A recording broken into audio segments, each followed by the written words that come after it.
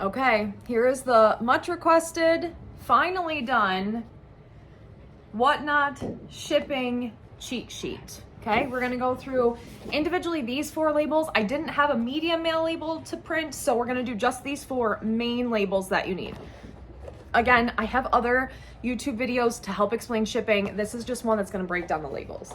So the first one is a label that looks like this, and this is a plain white envelope.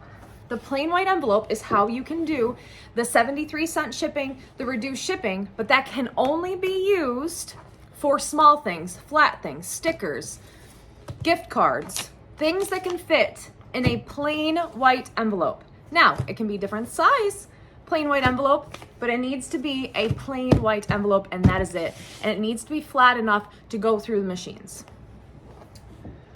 All right, here's where it gets tricky.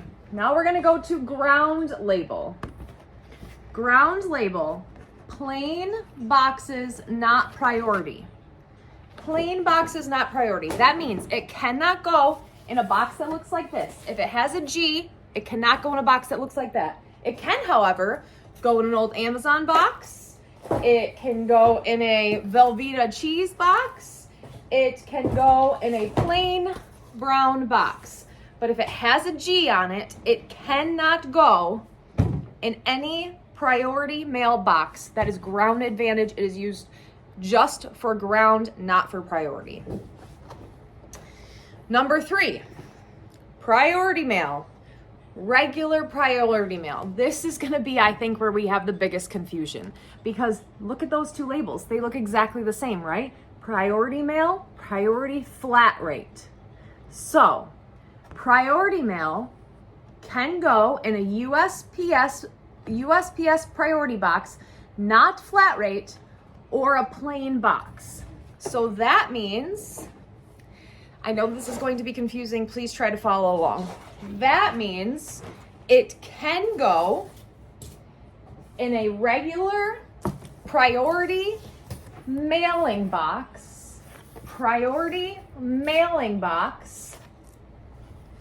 or plain brown box, old Amazon box, Velveeta box. That label can go on any of those boxes. It cannot go on a priority flat rate box.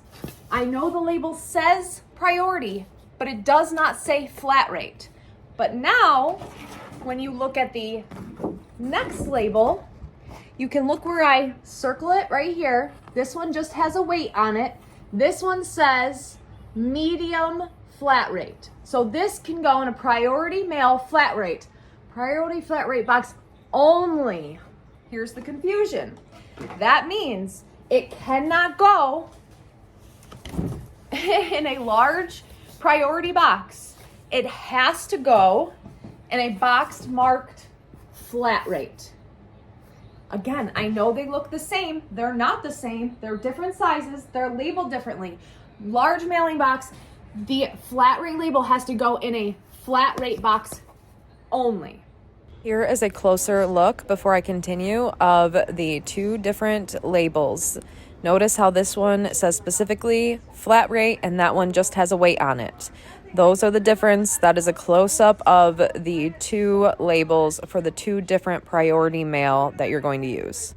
So then I get the question all the time, why would you use a regular flat rate box instead of a regular mailing box? I always suggest, if you're selling anything but jewelry, ephemera, cards, small that can fit in a flat rate box, you should always do priority up to 5 pounds and ground over 5 pounds. That will be the way that you do not get charged any extra money and that your buyer pays the least amount. Because after they purchase this box, they will get up to 5 pounds free. After they pay for a pound, they'll get up to 5 pounds free.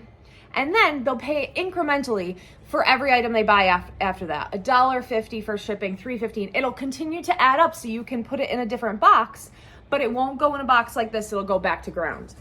With priority, the only time I use priority flat rate mailing boxes is when I do jewelry. If I do jewelry, miniatures, small things, I know, because look at how small that is. You cannot comfortably pack a piece of glass in that box. Not with enough bubble and padding, everything. Even a small piece of glass does not fit comfortably in a priority flat rate box. So I will put up a screenshot of what I suggest using for shipping. I will also put up another picture of this so you can freeze it so you can look at it.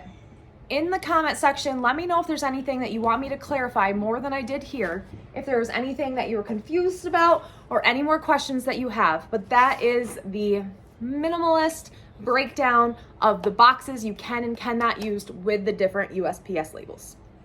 I hope that helped. Give me a follow. Go check out the rest of my videos. I have a playlist of what not help videos. And also, again, as always, let me know in the comments if there's anything else that you would like me to talk about. Have a great day. Thank you.